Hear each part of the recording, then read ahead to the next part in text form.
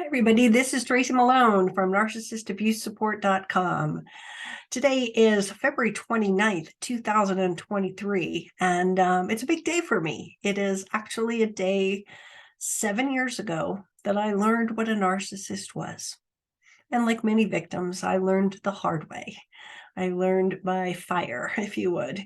And I had been dating a man for about 2.5 years and believed it was exclusive, found out he was cheating in December, so a few months before this date that we're talking about.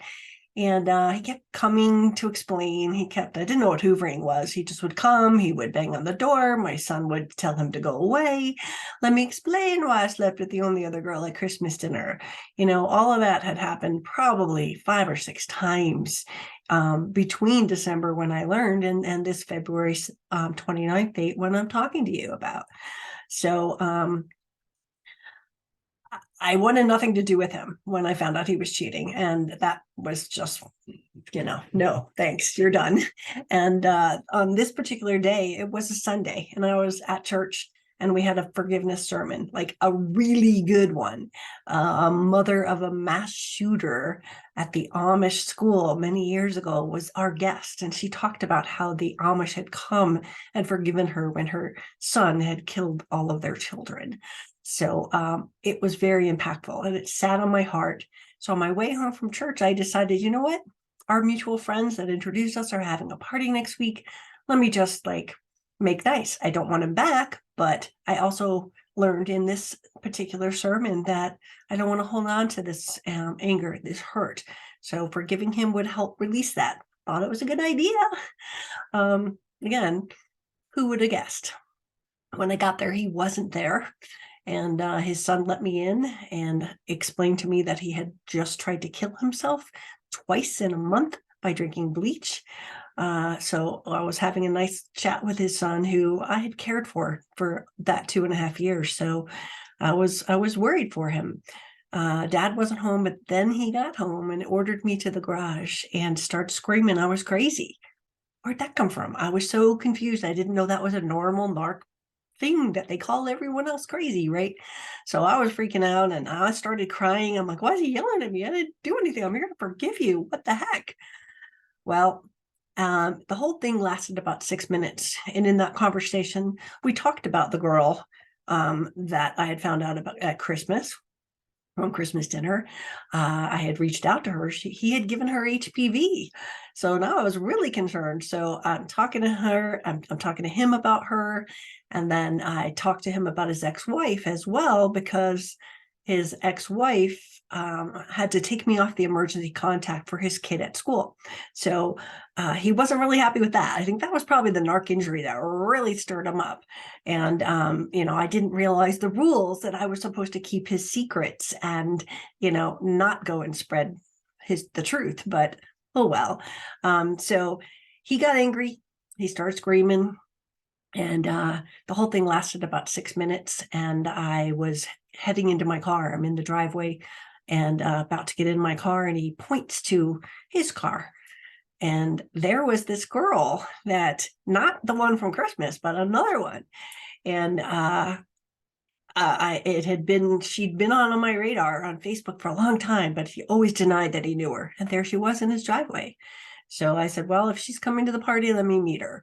And I headed towards the car, and that's when he went ballistic, shaking his arms, blocking me. And I was just like, hi. And I was trying to wave through my tears, though. And he started to scream that I was going to call the police, and he did. And I got back in my car and I pulled away, crying now and scared. I had never had the police called on me. So he called them, and I called the police. Actually, I called the girl from Christmas first. She was a mediator. And I was like, what am I supposed to do here? So she said, call the police, find out what he's charging you with or what happened. So they came and they arrested me. They came that night and arrested me. Handcuffs and shackles came later. Once I was in the jail, I was shackled to the feet before walking down the hallways. That was kind of creepy and scary, especially given I didn't do anything. But I was kept in jail for 24 hours. And I had to plea later. I had to get a criminal attorney and plea to one of the lesser charges. And it's more complicated than I'm simplifying it here 7 years later. But basically, I have a criminal record. I had to do domestic violence classes. I had to do probation, and I had to do community service. So there was a lot that went on with that tied my life for a long time. The girl in the car, however, became one of my best friends.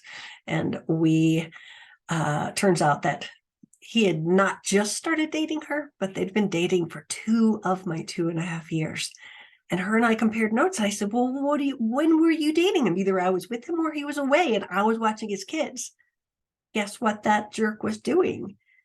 He was having me watch his kids, and then he was putting this girl in a hotel and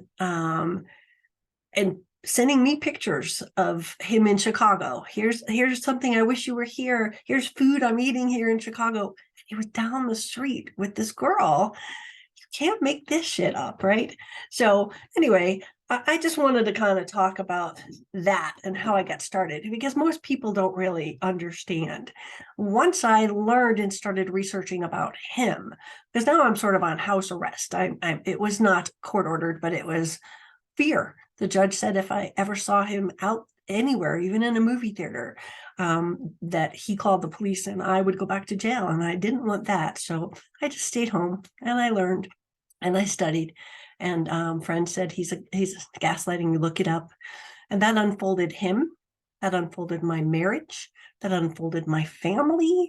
That unfolded friends that I'd had for many years. My entire life imploded in that 6 months of really doing this work. And I needed support. So I started my own support group. I suggest all of you do that because we need more of them. But it grew and it grew and it grew. And I would have 40 to 60 people. I had 2 different groups, Boulder and Denver, Colorado. And it just kept growing. And I had that for 5 years. So I really learned rapid fire, all the things that were going on. And I wanted to teach them.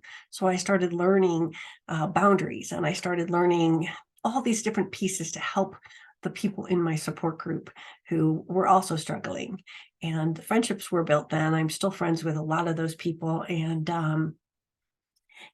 again, I started a website. I started a YouTube channel. My son was the one who told me to start and make a YouTube channel. I said, okay, if my story can help one person, that'll be worth it. I never imagined reaching 2.5 million people. My life has not been the journey that I expected. I did not expect to give up a 26-year career to now become a coach that works with people all over the globe. But I wouldn't have it any other way. This has given me the strength to not only heal my wounds, but help others heal theirs.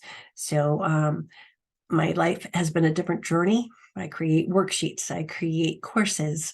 I've written a book. I have 28 targeted healing journals to help victims through the process of what I teach in my groups. So it's just been this magical ball of taking everything that happened to me and using it for good and using it to help others.